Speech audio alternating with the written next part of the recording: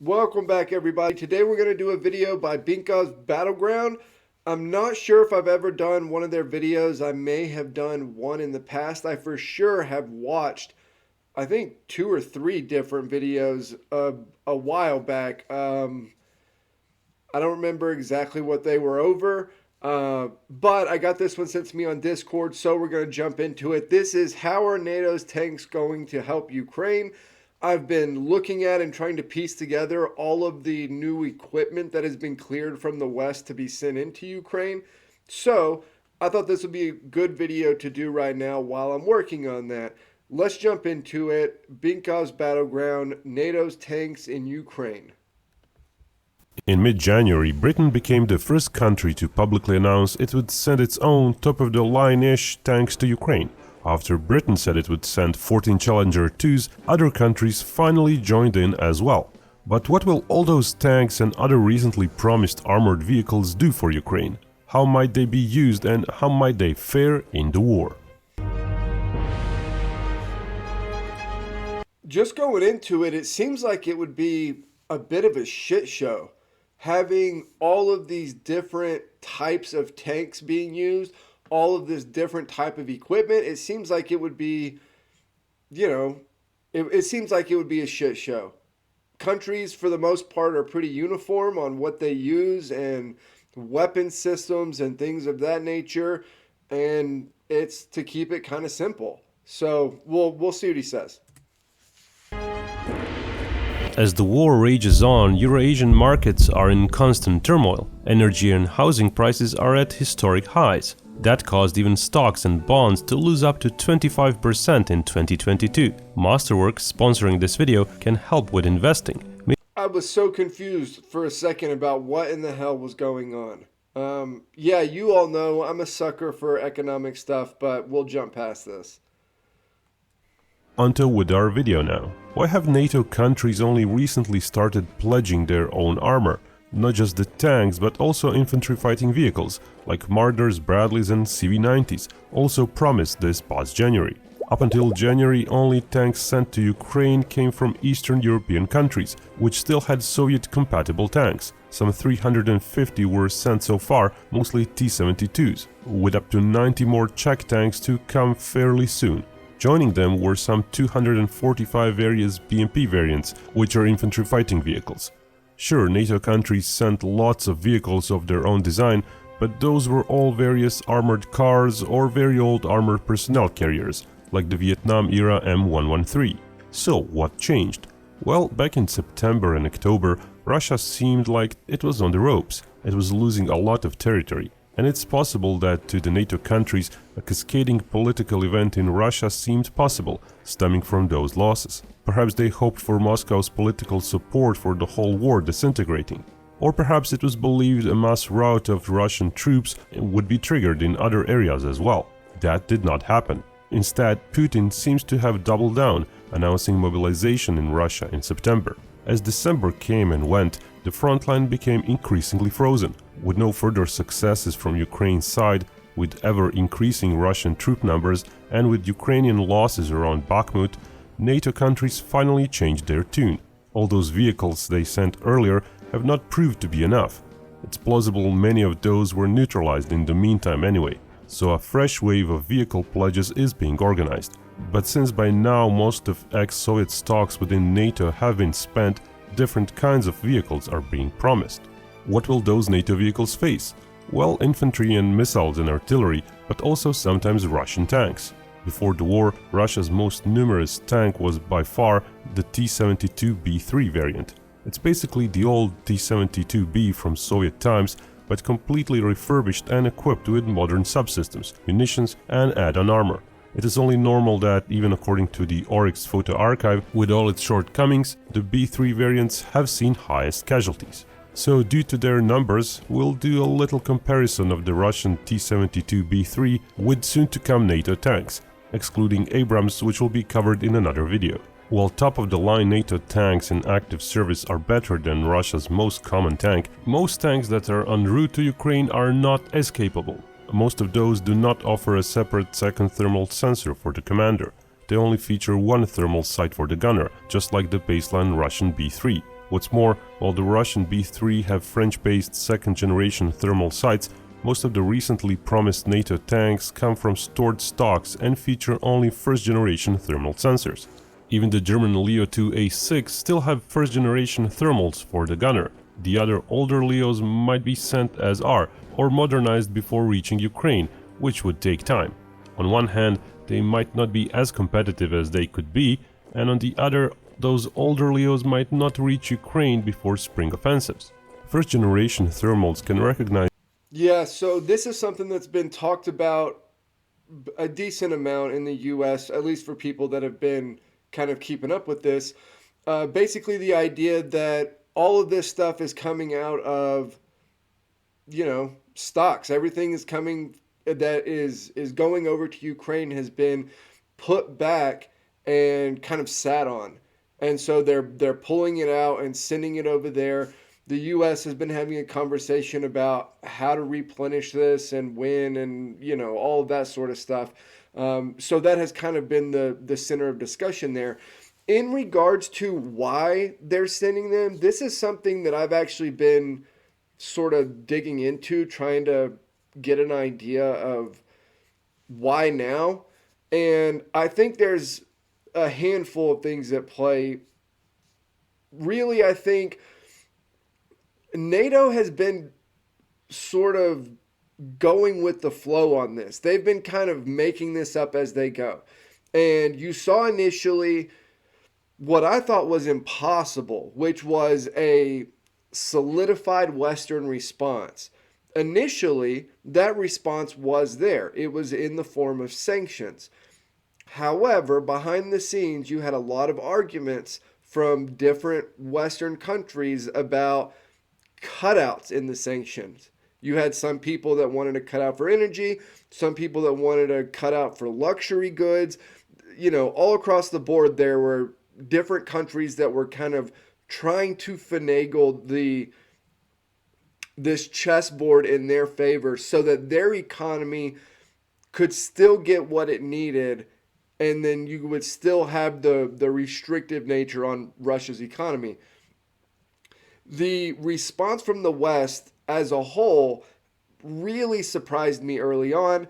I did not think they would be as unified as they were, but you saw initially the West kicking the Russia out of SWIFT, essentially like the Western international banking system, and it's the international banking system. It's just kind of Western driven. They didn't even kick them out of SWIFT initially. That was, a little bit into it, and there was this back and forth discussion of, are we going to do this? And it was kind of a big deal using something like banking as like a tactic of war. It was a very interesting time period there. But I do think that the West has kind of just been feeling this process out and trying to get Ukraine what it needs, but also not trying to super escalate the situation and kind of just like playing a middle ground. And so, because there were conversations early on, like the West implementing a no-fly zone over Ukraine. They could have gone full bore like that, and they didn't, although there were people asking for it. And I feel like it was probably a good call not going that route. But still, you see this kind of back and forth of what should we do, what shouldn't we do. I think a big part of this is the Russian mobilization, the kind of turning around and re-spinning the mobilization wheel, where this goes to a real war, which the West has been calling it a war this whole time, but obviously Russia, they had all sorts of different terms for it, but certainly not war. That's not what they were going with. I think the revamping of mobilization kind of signified to the West that this was going to enter a new phase, and because of that, I think their response was sending armored equipment. Tank targets at around 1 to 2 kilometers away, while the B-3 sensor can do the same at little over 3 kilometers, while being less susceptible to fog and smoke. It has to be pointed out that a lot of other Russian tanks in Ukraine like the T-72B and BA, do not have any thermal sensors whatsoever. Curiously though, some of the even older T-62Ms taken out of storage have been refurbished to use a basic thermal sight for the gunner. Good sights and fire control computer are essential on a modern battlefield. Those enable a tank to spot the target from greater distances, even when obscured by smoke or foliage or during the night. Spotting an enemy RPG or ATGM team hiding in the bushes in time might be crucial to tank survival. Having a modern fire control computer capable of taking many variables into account and providing accurate shots while moving can also be important, especially when trying to move fast to break through enemy lines, or when trying to react to an enemy breakthrough by a flanking counterstrike of their own. Various models of ATGMs might threaten tanks in Ukraine. The Russian army likely has thousands of Kornet missiles on the battlefield, which are advanced enough to push through more than 1,000 millimeters of steel, defeating most tanks used or promised to be used in Ukraine. Russia made many more such missiles, but due to their high price tag, Russian army had procured only 750 by 2012, and likely more by today. Kornet is a pretty advanced laser beam rider missile, and its range is 5,500 meters. While there's an even newer Kornet M out there, their numbers are still too small to make a serious presence on the battlefield. Perhaps a much more widespread threat would be Conquer's M, which was still procured by the Russian army in the hundreds annually during the last decade. It's basically an analog to modern US STO variants. Its 4-kilometer range and ability to push through some 800 millimeters of steel behind an ERA cover is still likely enough to defeat most tanks that Ukraine has or might get. Mind you, these penetration values in our video are usually estimates. They should not be taken at face value. Of course, armor thickness is not uniform. It's always about chances and likelihoods when it comes to tank hits. Head-on Leopard 2A4, the variant that will likely be the most numerous Leo variant in the long run, has some chance to withstand some hits.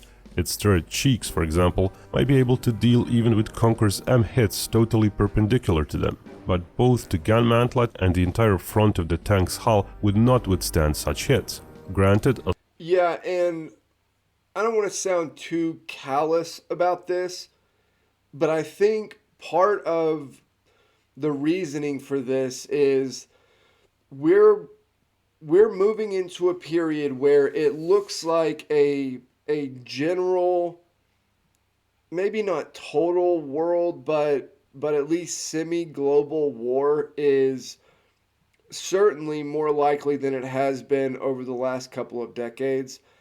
And I think there's a thought process of the West that they want to know how, just like we talked in the Swedish Archer video about how if the Archer got a decent presence in Ukraine, that I felt like it would sort of show the rest of the world its capabilities, much like, almost nobody that I knew, seriously, almost nobody that I knew what the in-law was before the Russia-Ukraine war started.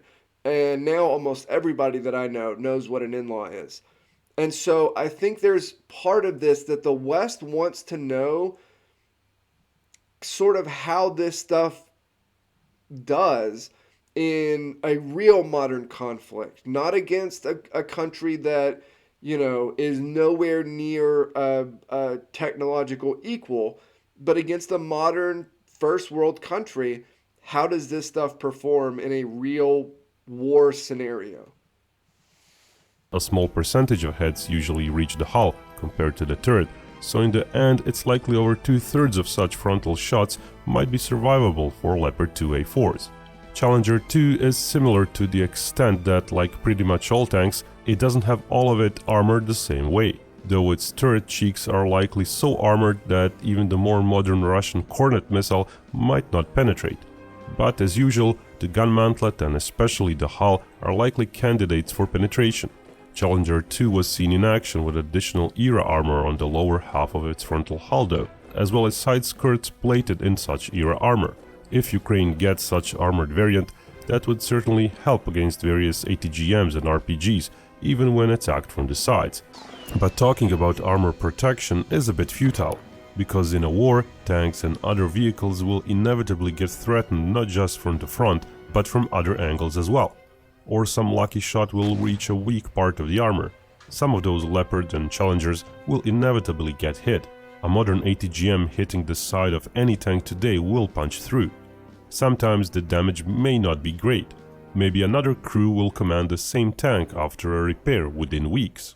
So talking about Russian tanks fighting Leopards and Challengers may sound interesting, but it will not be decisive. Heck, it will likely not even happen often. With these numbers of NATO tanks pledged so far, it's more likely those tanks will not get to face a Russian tank, but will instead get hit by various ATGMs, RPGs in an ambush, by tank mines, by munitions launched from drones, and even by loitering drones themselves. While the Russian Lancet drone doesn't have a powerful warhead, if it manages to hit the right part of the tank's turret, it can damage it so much that it becomes essentially neutralized. Yeah, I feel like the big advantage really is more to push breakthroughs and to basically be able to up your speed. So to up your speed on the battlefield, and I'm talking about the armored vehicles in general, not just specifically the tanks. But if your whole army is moving at the speed of foot, you're operating on a battlefield that is just not really cut out for the modern era. You can have soldiers that operate at the speed of foot, obviously as fast as they can walk or run, but that can't be that can't be top speed for your whole army. You can never take advantage of anything in the modern day. So I feel like that's where armor could be a huge gain for Ukraine potentially. Indeed, back after World War II, there were studies trying to compile threats to tanks. Not a lot of tanks were lost to enemy tank fire. Today, AT gun losses and self-propelled gun losses would likely be replaced by ATGMs, and bazookas are essentially RPGs. While not a lot of tanks were lost to aircraft in World War II, today's various drones, planes and helicopters would likely lower that 25% of tanks lost to enemy tanks even further. And these statistics don't even include losses due to mechanical failures, terrain, etc. Another US study put those at 13% of all losses. Also, Oryx Photo Archive suggests a third of all Russian tanks were lost due to being captured. That may or may not be true, but certainly the real figure is likely not negligible, especially when one side manages to surprise the enemy and advance quickly. Yeah, I don't know if y'all remember this, but at the very beginning of the conflict, there were all these pictures and videos of these farmers like towing tanks that were just hilarious. I mean, it's literally a tractor towing this massive tank, and some of them looked in perfect shape. Those percentages are added, tanks lost to enemy tank fire may drop to just 15% or less. And even the mass... And Ukraine played up with the propaganda of that, saying something along the lines of, you can write the tank off on your taxes. The barrage of artillery might damage tanks. The US Army tested artillery against tanks in the Cold War and concluded 155mm artillery is more damaging than they thought. With today's drone-corrected artillery, it's plausible that an artillery battery could immobilize a tank or two in a tank company, if they get timely and precise firing information. As said, tank-on-tank fights including NATO tanks will be fairly rare, but they will still sometimes happen. Statistically speaking, most common tank opponent will be the T-72B3. Its base armor is still that of the T-72B, which is behind the times, but its ERA modules overlaid over the base armor are quite modern and potent. Enough so that if a tank round from the Challenger and Leo happens to hit the frontal part of the B3 which has those modules, the NATO round will likely not penetrate. Those generally cover the same parts of the tank as especially bulky armor on Western tanks. Difference being that Western passive armor will be able to withstand multiple hits to a small area, while the reactive armor plates on the B3 will be depleted after a single hit. After that happens, subsequent penetrator rounds that manage to hit the same spot for both the Challenger and Leo are likely to penetrate even the turret of the T-72B3. Of course, Yeah, I saw a thing the other day talking about the rounds here. I saw a thing the other day that Russia was saying that if depleted uranium rounds were used in Ukraine, that would be considered a nuke, which is baffling to me because Russia has been using depleted uranium rounds. I mean, it's not like the most common thing in the world, but it's pretty damn common in the modern day. I feel like it's grasping at straws, but you know. of course, hitting the same spot twice isn't going to happen often. Tanks will eventually disengage and get fresh armor plates. For the Challenger 2, the likely ammo it will use is the export market-oriented L-28 tungsten penetrator dart. Its head-on penetration value from 2 kilometers away is usually stated to be around 600 to 700 millimeters of steel. Both A4 and A5 Leos use the same gun. Germany is likely to give Ukraine DM-53 penetrators, likely penetrating up to 700 millimeters at same conditions. All the NATO tanks pledged will use roughly 20 years old tech for their gun rounds. But A6 Leos do use a longer gun, enabling the same round to go faster and penetrate a bit more. Challengers, Leos and Abrams all use manual loading of rounds, which can be quicker when the loader crew member is rested and the tank is not going over rough terrain, but it can also be slower during a protracted battle in less than ideal conditions. While manual loading has its other pros and cons, the Challenger 2 brings another challenge with it. It has a unique rifled barrel, and its ammo is not NATO standard one, as opposed to Leo 2's gun, which can use rounds originally made for Abrams or French Leclerc tank, for example. Anyway, as said, tank-on-tank clashes will not be numerous. Of course, there's other issues that could be considered, like NATO's tank's weight. Challenger 2 weighs 65 metric tons, but with different additional armor modules, that can grow to 75 metric tons. Such figures might be problematic not just for infrastructure like certain small bridges and roads, but also for traversing regular ground. During the rainy season, I've thought about this quite a bit recently when doing some of the research for all of these weapons that have just gotten cleared to be sent. A lot of the Western countries have other vehicles and equipment that go with them whenever they're sending things like tanks or infantry fighting vehicles or whatever. Just when they get in a conflict, they have this other equipment, these other vehicles that go because they know what they need in order to get all of their own equipment around, which is again why this could be a little bit tricky with, you know, just the plethora of different systems that are going to be coming in, or, you know, that Ukraine is going to be using. Some parts of the soil might turn into such mud that even a tank won't be able to go through. Leopard 2 is a bit better there, exerting smaller ground pressure, especially if Challenger 2 has its additional ERA armor modules installed. Furthermore, Leo has 7 smaller wheels, rather than Challenger's 6 bigger ones per side, which means less ground pressure per wheel, as tracks can't always be fully rigid. Both the Challenger and Leopard have diesel engines, but Leo has a more powerful one. When weight differences are added, it means Leo has quite an upper hand on the Challenger when power-to-weight ratio is concerned.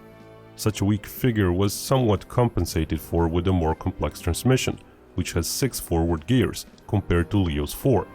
But Leo still outruns the Challenger in top speed. A Leo's more powerful engine and less fuel carried mean that Challenger has a slight edge in autonomy. But what would really help Ukraine is not the sole fact they got some Challenger and Leopard 2 tanks, or even Bradley and Marder infantry fighting vehicles. What would help Ukraine is if they got many such vehicles in a short time span.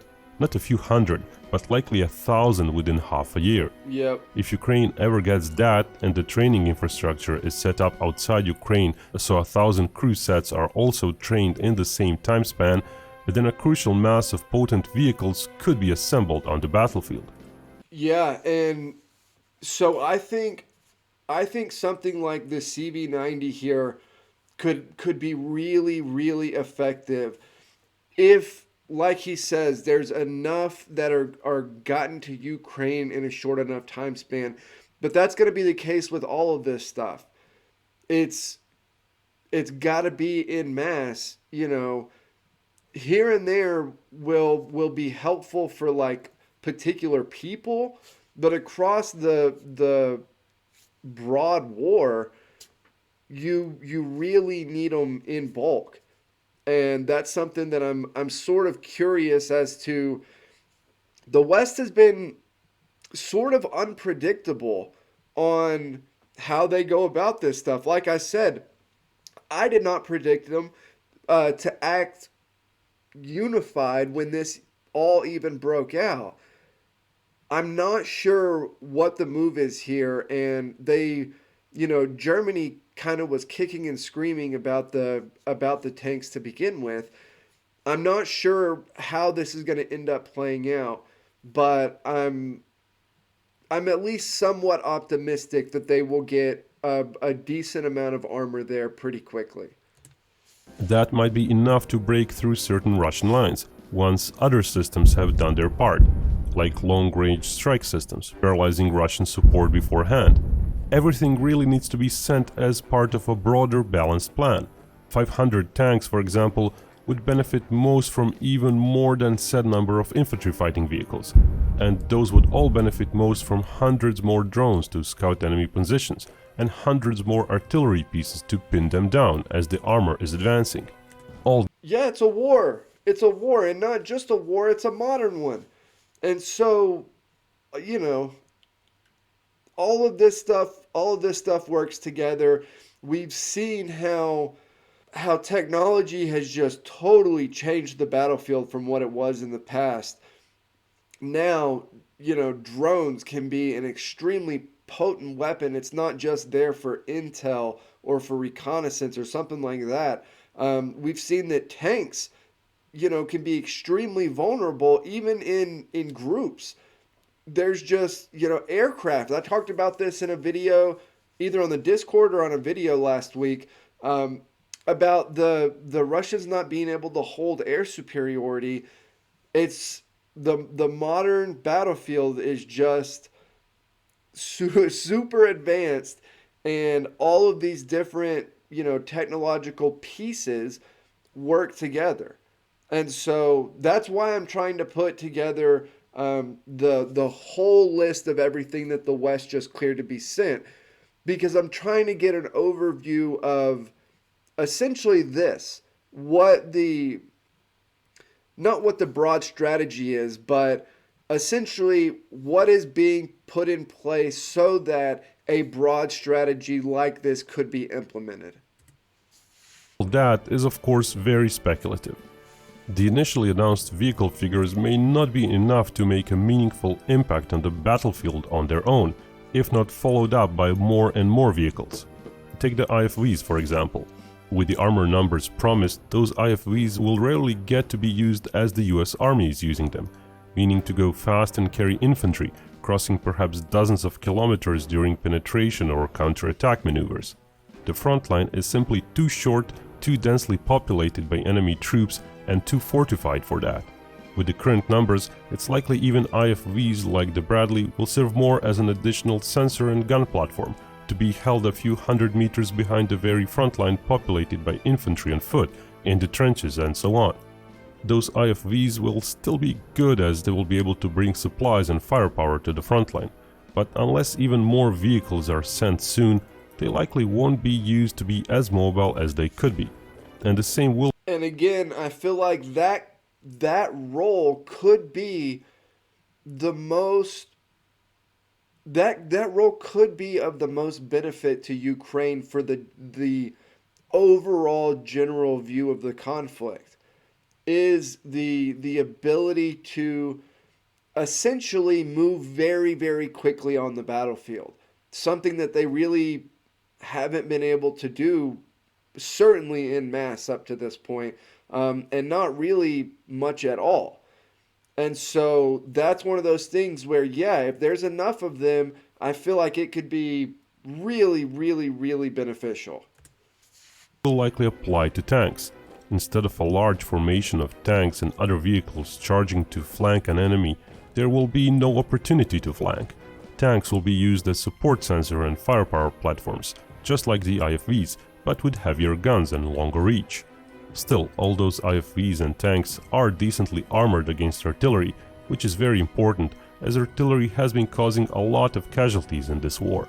Combined with decent sensors and guns in the same package, even a more stationary vehicle will help Ukraine. So will Ukraine ever get hundreds of NATO-designed tanks? That's quite possible, but there are bottlenecks. First, the logistic support for those tanks may be one of the reasons why not many tanks will be sent at once. Such heavy machines need specialized maintenance depots, much like NATO artillery maintenance shops in Poland, Slovakia and Germany, which are already servicing NATO artillery pieces. Those are periodically sent back out of Ukraine to get repaired before being sent once again into Ukraine. It might take time to establish such depots to be able to service a fleet of 500 or more NATO tanks. Germany might even be too far away, as ferrying vehicles more than 1,000 kilometers back and forth might be quite wasteful. Yes, some maintenance can be done on site in Ukraine, but that's usually small-scale stuff. When an important piece on a tank breaks down, like the transmission, or when armor and the gun need to be repaired or replaced, vehicles will need to be sent back. The other bottleneck might be sheer numbers of tanks available. And their Leos do hold up better than Challengers, as more are held stored around Europe. Even if Britain ends up keeping fewer Challengers in its active duty force, which it announced before the war in Ukraine started, the stored total would top out at 140 tanks. In contrast to that, stored Leopards in NATO countries might number 450 to 500 vehicles. Mind you, all the stored Leos are the older A4s, which is why we use that variant as the benchmark. Due to the urgency and bad condition of those stored tanks, some countries like Germany have opted to send their active duty latest and greatest variants. The Abrams tank we'll explore in greater detail in another video, as said. When it comes to infantry fighting vehicles, CV90 is perhaps the least available. Sweden might have already pledged most of its stored reserve, and almost all the other users have those vehicles only in their active duty force. Over 300 Marders should still be stored in Germany, but due to their age and needed refurbishment, it's very questionable just how many could be delivered anytime soon. US Bradley is by far the most available, with some 2,000 of its. And this is why I feel like the Bradleys could make a bigger difference than maybe some people think. The Bradleys there's just a lot of them. There's just a lot of them. And like I said, the big thing in Ukraine, or at least what I feel like could be a really big deal, is just speed of maneuvering, being able to take advantage of something like a breakthrough or, flanking or something like that. You don't just have to basically hold your ground and play defense, or have these huge, massive pushes to take a town or city or whatever. But that's basically it. Other than that, you're all kind of locked in. There's a lot of Bradleys. I did not realize there were that few CV90s though. I did not. Its IFV variant vehicles stored. So out of the vehicle types currently pledged by NATO, Bradley and Leo 2 do seem like decent choices to double down upon for commonality and logistics purposes, but politics will as usually likely throw a wrench into the process of sending what's best in best numbers for Ukraine. Abrams tank might be an even better choice, but again, more about that in another video. Yeah, I think it's going to be hard politically to send a bunch of Abrams. I think it would be much easier to send a bunch of Bradleys. And of course, if the news warrant it and we find the time, other unplanned videos may get made as well. With our production pipeline needing a few weeks to make a video, it's sometimes hard to follow all this flurry of news on Ukraine. But do subscribe and definitely hit that notification bell button. Okay, great video by Binkov's Battlegrounds. lot of information on that. I feel like he did a good job. Again, I did not realize that there were that few CV90s worldwide. I knew that Sweden didn't have just an absolute ton of them, but I didn't realize that there were that few all across the world.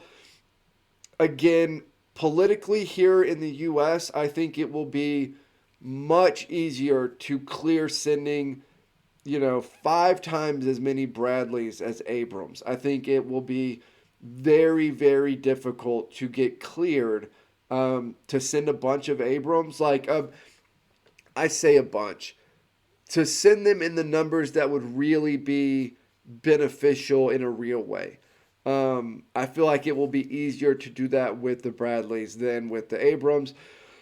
But we'll see. Again, like he said, having a couple, different ones that are sent in abundance, I feel like is probably the best move here so that you don't just have a clutter of everything all across the board. But we'll see how this plays out. I've got another video that I'm working on. It is the second part of the Napoleon series. I'm actually recording right after this, I'm pretty sure. See, yeah, right after this I'm going to record. So that'll be out later this afternoon or tomorrow. Also watching episode 3 right now of Band of Brothers.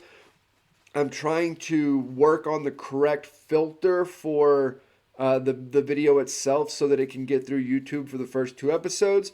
But I'll keep on going with that, and I'll let everybody know, and I'll see you all next time.